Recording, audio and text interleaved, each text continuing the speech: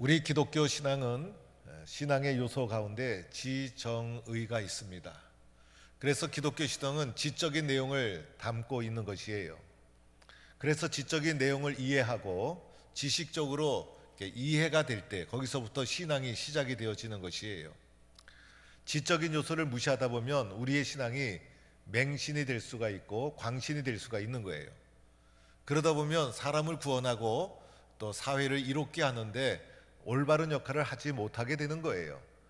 그래서 우리는 지적인 내용이 신앙 속에 있다는 것을 기억하고 지적인 이해와 공부와 학습과 그래서 알고 믿는 이런 그리스도인이 되어야 한다는 것이죠. 그런데 지적인 내용만으로는 신앙의 길을 다 갈 수가 없는 것이죠. 지적인 것보다 더 강력한 것이 바로 정적인 요소, 그래서 지정의가 잘 조화를 이루어야 되는데 이 정적인 요소는 체험적인 요소라 할 수가 있어요. 그래서 기독교 신앙은 체험신앙, 체험으로 예수를 믿게 되는 거예요. 아는 것보다 더 중요한 것이, 더 강력한 것이 체험이라 할 수가 있어요. 그래서 체험이 없으면 때로는 환경과 상황 속에서 쓰러지고 넘어지게 되지만은 체험이 있으면 환경과 상황을 뚫고 지나가는 놀라운 능력을 가지게 되는 거예요. 오늘 말씀해 보면 체험적으로 예수를 만나는 한 사람을 보게 됩니다.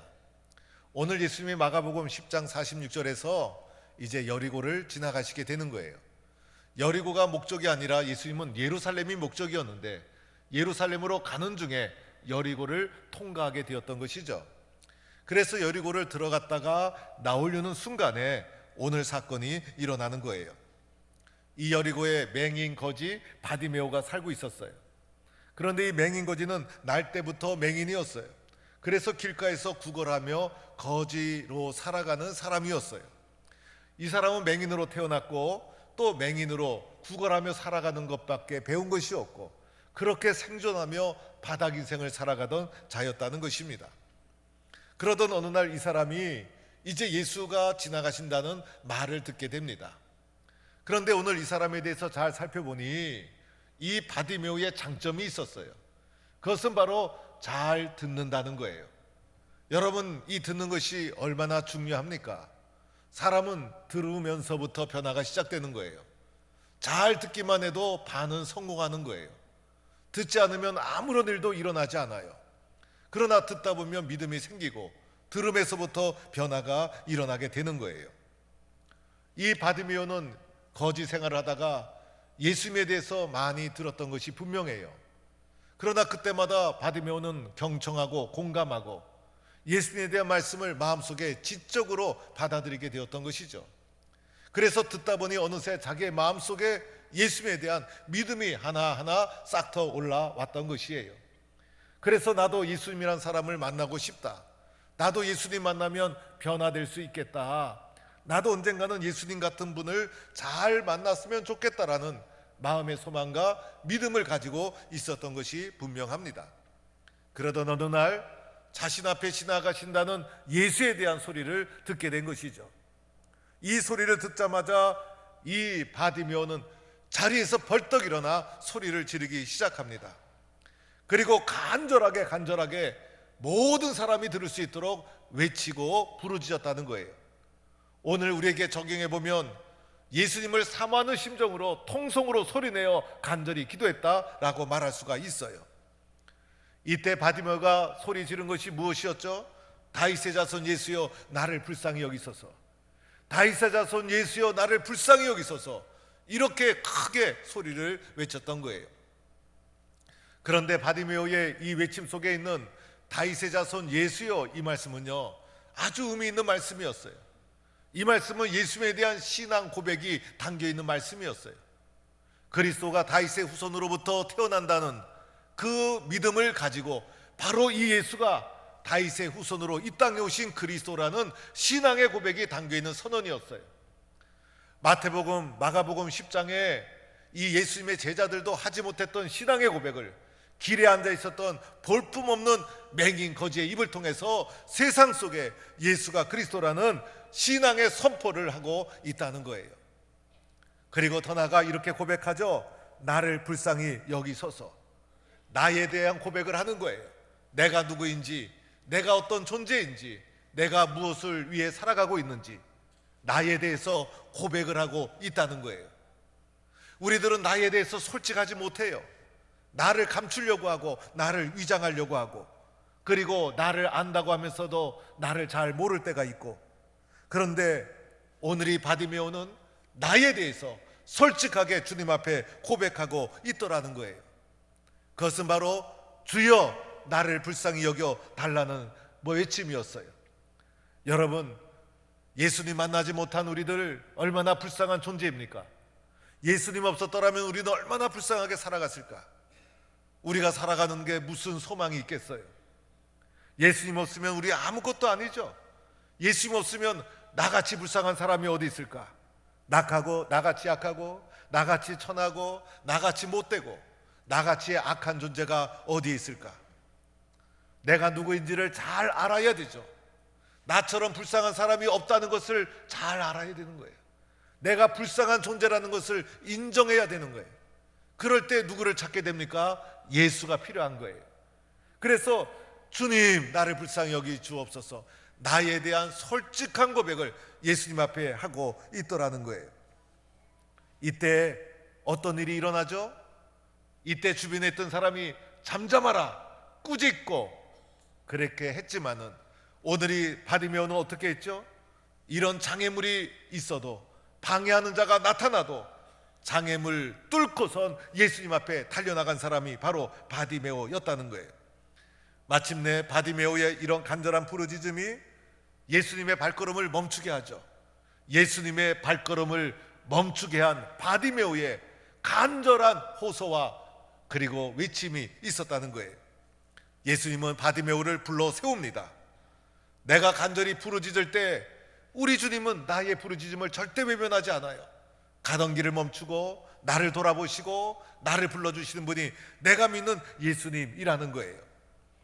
예수님이 부르시는 음성을 듣자마자 바디메오가 어떻게 했죠? 겉옷을 집어던졌어요. 사실은 겉옷을 집어던질 필요까지 있었을까? 예수님이 부르시면 그냥 달려가면 됐지. 그런데 이 겉옷을 벗어 던진 것은 상징적인 의미가 있었던 거예요. 이 겉옷이 뭐죠? 낮에는 구걸하는 데 쓰여지는 보자기였고, 밤에는 추위를 이겨내는 담요와도 같은 것이었고, 그래서 바디메오가 세상에서 살아가는 가장 강력하고 중요한 물질이 바로 그가 입고 있는 겉옷이었던 것이죠. 그런데 바디메오가 이 겉옷, 세상에서 가장 의지했던 자신의 물질을 과감하게 주님 앞에서 버렸다는 거예요. 그리고 주님의 부르심을 향하여 달려나간 것이에요.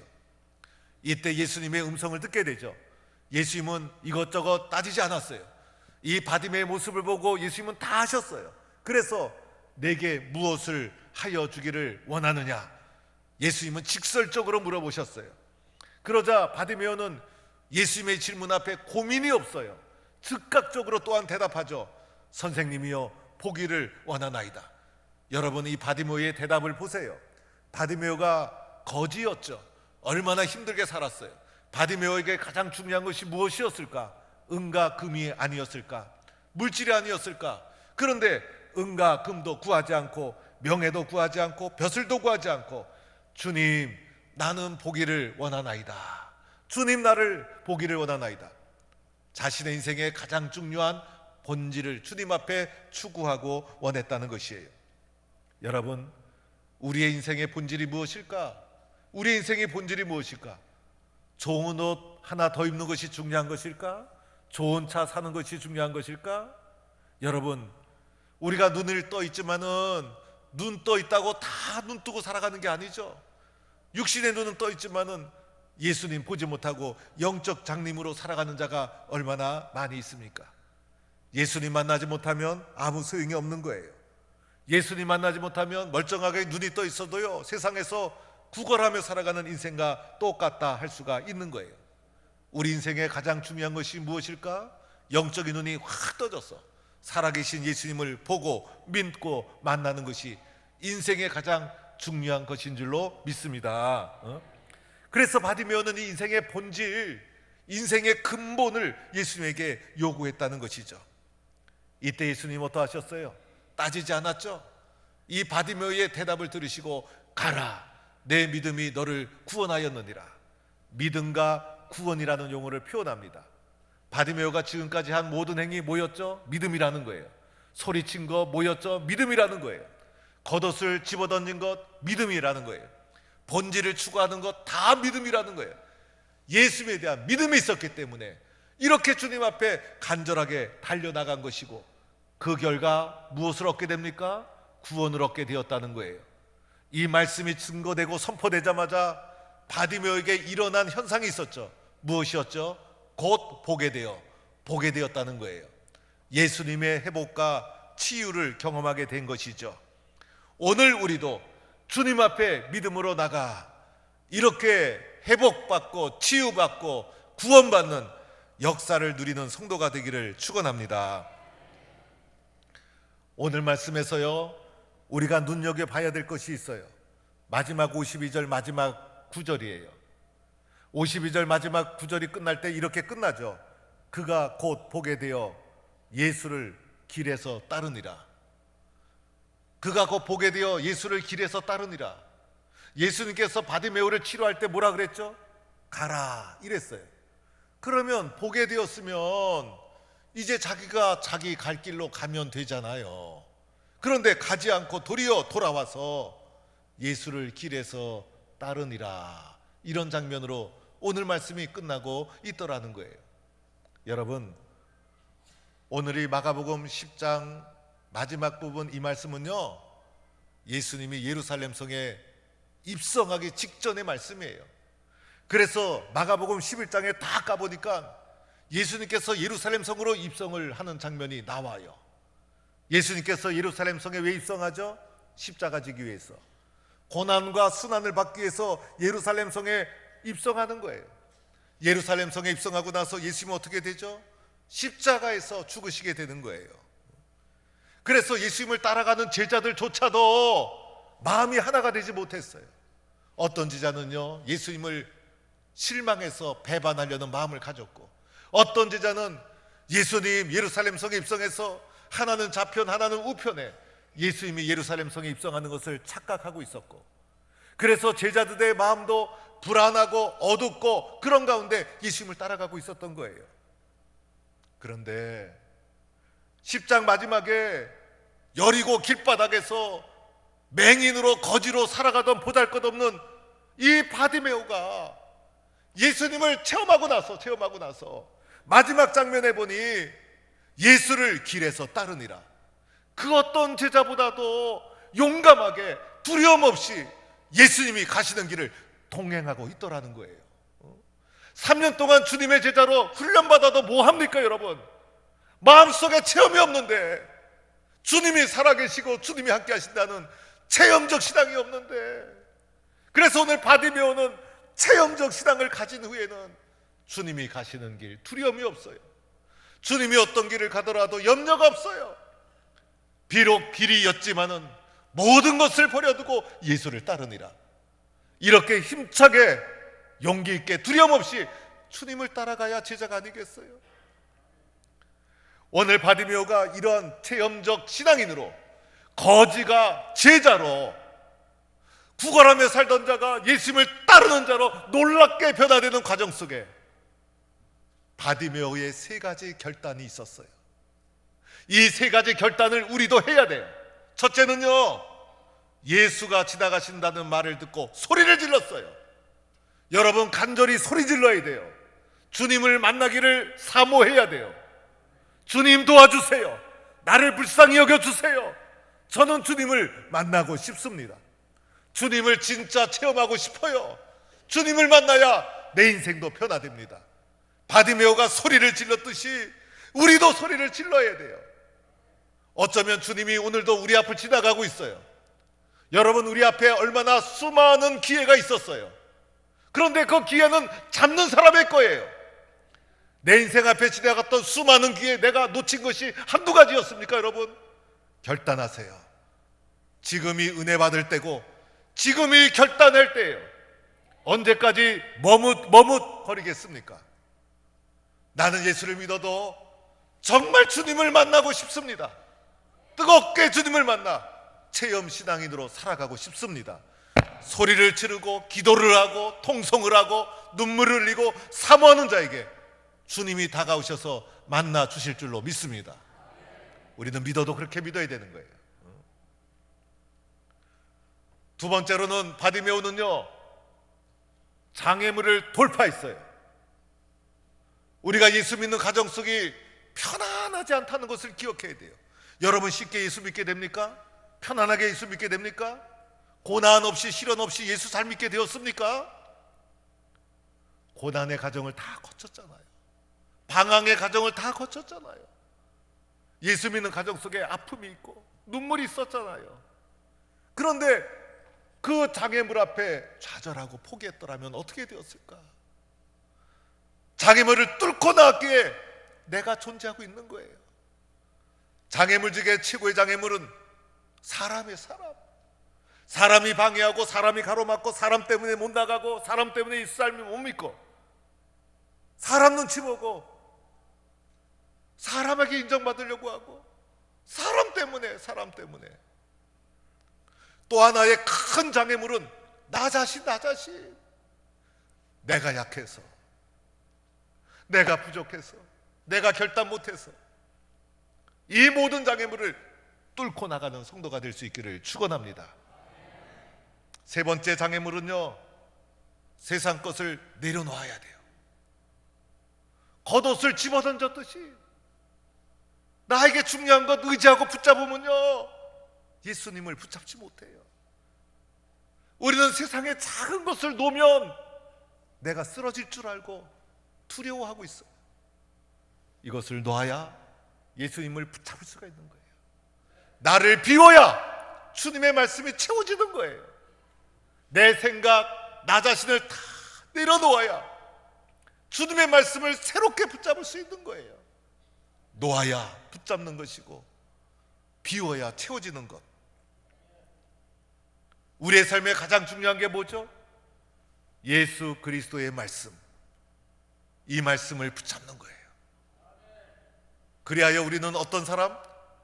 체험적 신앙인으로 주님 앞에 쓰임받는 성도가 되기를 축원합니다. 오늘 마지막에 예수님이 뭐라 그랬어요? 가라. 내 믿음이 너를 구원하였다. 우리들은요, 응답받고 회복됐고 그러면요, 그럴 수가 있어요. 주님을 잊어버리고 가라, 내가 가고 싶은 대로 갈 수가 있어요. 체험하고 나니 주님은 가라 했지만은 갈 수가 없어. 어디로 갔어요? 예루살렘을 향하여 가는 주님을 두려움 없이 따라가는 거예요. 왜? 체험이 있었기 때문에. 주님이 함께 하신다는 체험이 있었기 때문에. 우리 동북교회 성도들은 체험적 신앙을 가지고 살아가는 성도인 줄로 믿습니다. 체험 신앙이 있으면요, 가라 그래도 안 가요. 예배당 오지 말라 그래도 안 와요. 와. 다음 주일날 추수감사 만남의 주일인데 예배당 다음 주일 오지 마시기 바랍니다. 라고 해도 와요 안 와요? 와. 다음 주일날 꼭 혼자 오시기 바랍니다. 라고 해도 혼자 안 와. 추수감사 만남의 주일인데 혼자 올 수가 없어. 변함없이 충성하고 늘 주님 말씀 사모하고. 왜 그럴까? 체험이 있기 때문에. 체험이 없는 사람은 신앙이 오르락 내리락. 우리는 변함이 없어. 교회를 섬기면서 어떤 분은 나 시험 들었어 이러는데 그런 단어 사용할 줄 몰라. 왜? 체험이 있기 때문에. 시험이 찾아와도 묵묵히 기도하면서 잘 이겨나가. 체험적 신앙인이기 때문에. 예수 믿는 사람끼리 만나면 너무 기뻐. 체험이 있어서. 저분 마음속에도 예수님이 있구나. 내가 받은 은혜를 저분도 알겠구나. 너무너무 좋아. 교회 와서 성도들이 손잡아주고 격려해주고 도와주면 힘이 막 나. 교회 올 때는 때로는 무거운 발걸음으로 올 때가 있어요. 그렇죠, 여러분? 예배 드리고 나면 너무 기뻐. 교회 가기 잘했구나. 왜? 체험이 있기 때문에. 우리는 예수 없이 살 수 없는 사람들이에요. 세상에서 어려움 당해도 두렵지가 않아. 이까짓거 잠시 어려워도 예수님이 도와주시고 회복시켜 주시고 더 좋은 선물을 가지고 기다리고 계실 거야. 이겨나가는 성도가 되는 거예요. 감사절이 다가오면 지나간 세월을 생각하면 너무 감사해. 세상 사람들은 자기 힘으로 산 줄 알아. 그런데 우리들은 주님의 은혜입니다. 순간순간 주님이 도와주셨습니다. 겸손하게 하나님 앞에 감사의 마음을 가지고 살아가요. 그런데 감사의 마음을 살아가는 자를 하나님이 더 크게 축복해 주시더라는 거예요. 예배당에 우리 자녀들이 함께 오니까 너무 좋아. 예배당 안에서 자녀들이 성장한 걸 보니까 너무 기쁘고. 왜? 체험적 신앙이 되어서 우리 자녀들도 나와 똑같은 예수님을 고백하며 성장하고 있다는 것을 생각하니 너무 좋아. 교회를 통해서 하나님이 이 세상에 이루어 가시는 영혼 구원과 하나님 나라, 교회를 통해 펼쳐 가시는 하나님의 계획과 하나님의 섭리를 생각하면 교회가 너무 소중해. 교회를 사랑하고 교회를 위해서 기도하고. 그렇죠, 여러분. 왜? 체험적 신앙이 있기 때문에. 예수 믿는 사람은 서로가 비판을 안 해. 왜냐하면 우리 다 예수 믿는 사람인데 뭐. 때로는 다를 수가 있어도 존중하고 기다려줄 줄 알아요. 그리고 기도해주고 사랑하고 축복하는 거예요. 하나님의 뜻이 합력하여 선을 이루어 가실 줄로 믿고 오늘도 순종하며 살아가는 거예요. 예수님도 세상에서 핍박을 받았죠. 체험적 신앙이 있다 보니까 세상 사람들이 나를 몰라줘도 외롭지가 않아. 그전에는 세상 사람들한테 정말 인정받으려고 몸부림쳤는데 이제는 세상 사람이 나 몰라줘도 외롭지가 않아. 왜 그럴까? 예수님이 나와 함께 하시기 때문인 것이죠. 예수님이 가시는 길이라면 기쁨으로 따라가는 거예요. 오늘 제자들은 두려운 어두운 마음이 급습해 왔어요. 예수님이 예루살렘 가서 어려움 당하면 어떡하지? 그런데 길가에 거지 맹인 바디메오는 체험적 신앙이 있었기 때문에 두려움이 없어요. 당당하게 예수님이 가는 길은 무조건 담대하게 따라가는 거예요. 왜? 체험적 신앙이 있었기 때문에. 이런 체험 신앙으로 쓰임받는 축복받는 성도가 되기를 간절히 축원합니다.